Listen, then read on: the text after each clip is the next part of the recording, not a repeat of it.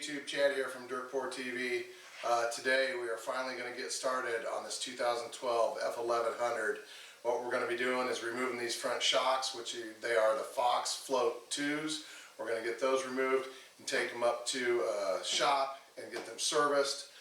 There's several things going on this project, so I don't know if this will just be a shock video or if this will move on into other modifications that we have to do, which is basically maintenance.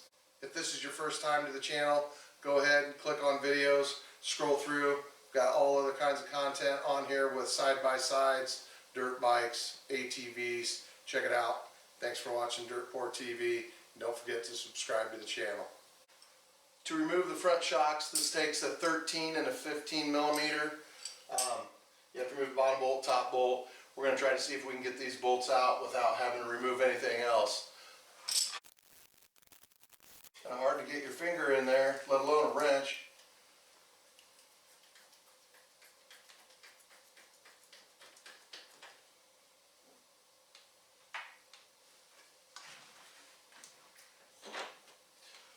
Support the shock by pulling up on it. Remove your bolt.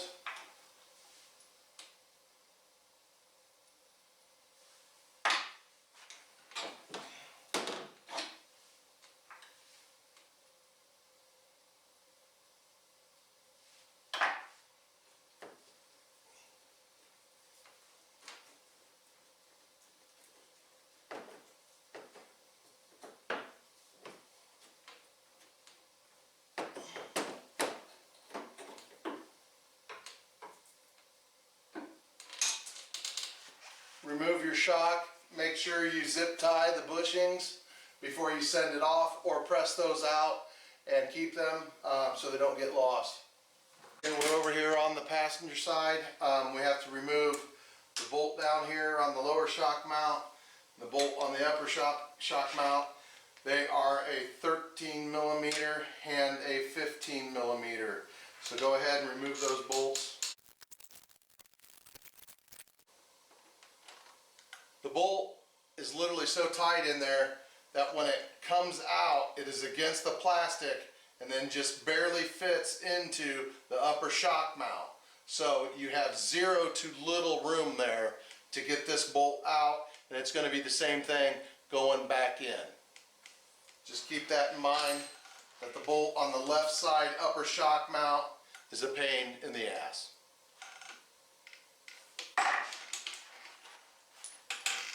Both shocks are off. Let me get these to the shop and we'll get these rebuilt.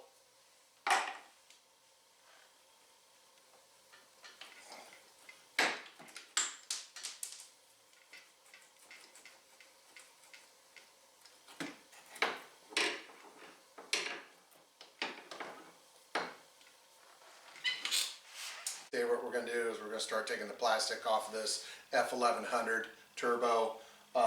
We really need to get down inside of here. Probably going to be doing some clutch work on it. We're definitely changing all the fluids and everything, and we do have to replace the oil separator on here because that's what's cracked and is broken as of right now.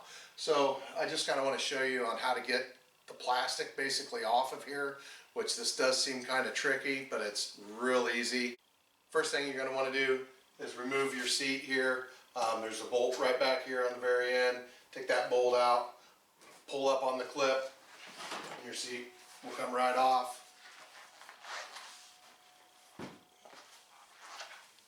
Next, what you're going to do is remove the side panels. That's easily done. Pull your clip here, pick up, swing out, that comes off.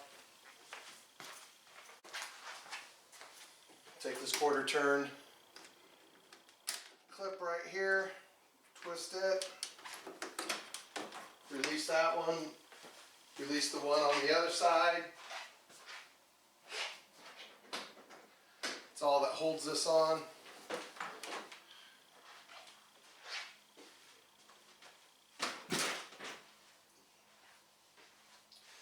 Then there's 6 screws. They're T20 Torx. There's going to be one right here, one up underneath here, and one right here, which is actually two. So you're going to have 1, 2, 3, 4, 5, 6. Once those are removed, you'll have to remove your factory harness, unplug it in there. I have a boost gauge and stuff on this one, so I also had to remove the boost gauge wiring also, just so I can get this hood off. And once you have that removed, you should be able to kind of work it forward here.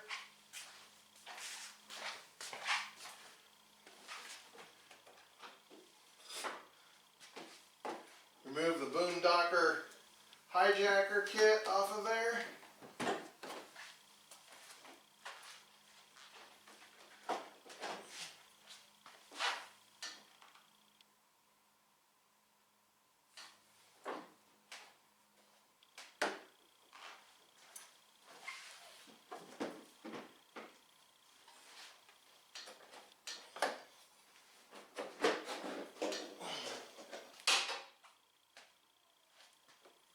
And we're off.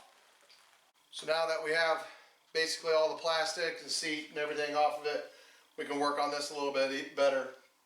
So basically this is what we wanted access to. This is the right side of the snowmobile. This would be your motor oil right here. This is your reverse mechanism actuator. And then you have your chain case oil, which is down here. And this one here is already split right here, cracked. So that's going to be interesting. We have to take all that apart. And then we have to get this exhaust off of here. One thing I did find is down at the bottom. I don't know if you can see this exhaust pipe. She's a little smashed. I'm going to have to open her up a little bit. She'll probably breathe a little better. So this is what we've been working towards to get to. This is your oil separator and your antifreeze tank reservoir. We have to get this off. As you can see, it's split in here, and this is a common thing. Okay, we'll take the O2 sensor off with a crescent wrench.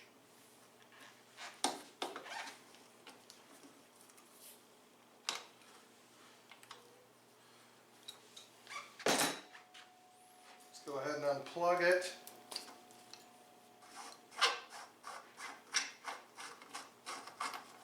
So you'll also have a spring down here for your muffler. You have to take that off. Mine was missing. Imagine that. This is a 10 millimeter here and a 13.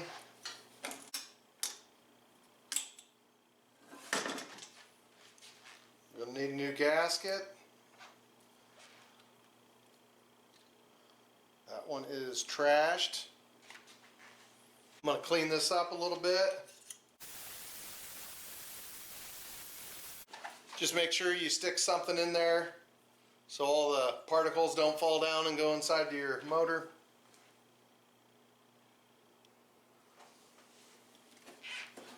Just remove the can. There's the bent up part of the can. We'll have to straighten that out.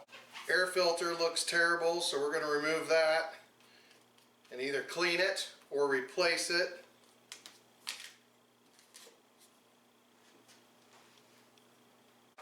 Make sure you stuff something in this hole too.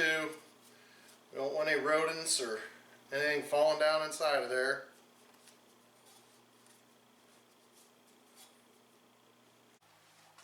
Go ahead and unplug all the connections that you don't need right here, because we're going to take the reverse actuator off, and then we have to get to all these torques that go up and around. So I'm going to go ahead and take this T20 out that's down here. That's just for this piece of plastic. And then your toe kick here, you have two up here that I believe are 25s, and then you'll have two on the bottom down here, which are right here. One right here and one right there that I already taken out, and that was a T20. 20 down there and 25s up here.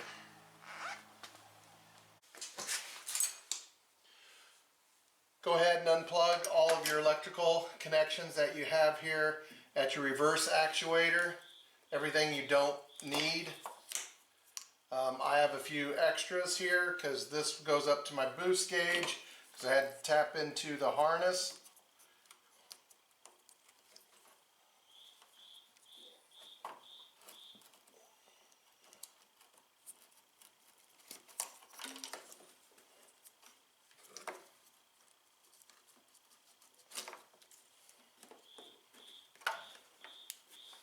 Okay, just move those out of the way.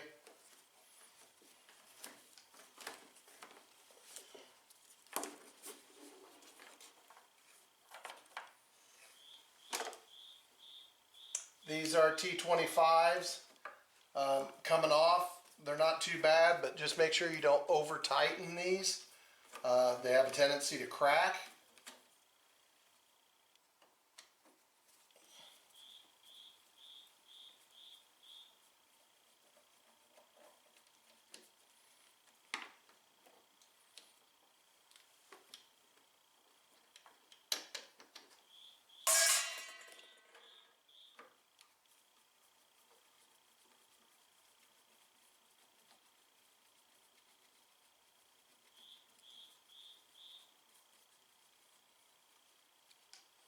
Another thing to pay attention to is that you are in forward gear instead of reverse, because that will make a difference if any of the forks change when we have this apart. Going back together, you need to know what gear you're in.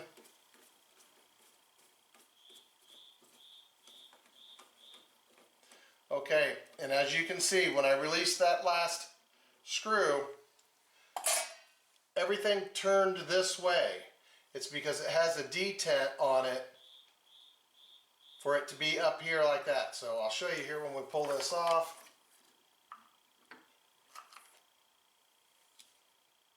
There's your actuator. So what you're going to want to do is you're going to want to remove this here, which I'll pull out with a pair of pliers.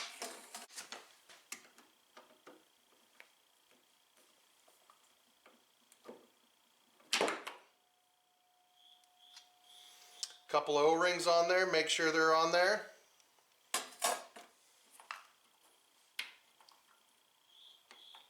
I always like to go ahead and remove the spring and the keeper here.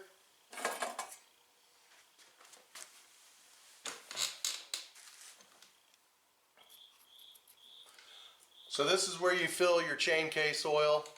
So if you ever have to fill chain case oil, you have to get it broken down all the way to this point to even fill your oil. Stupid design.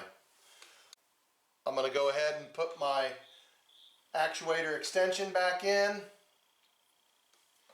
and we want it in the down position. A little wiggle right there. So counterclockwise would be forward gear, and clockwise would be reverse.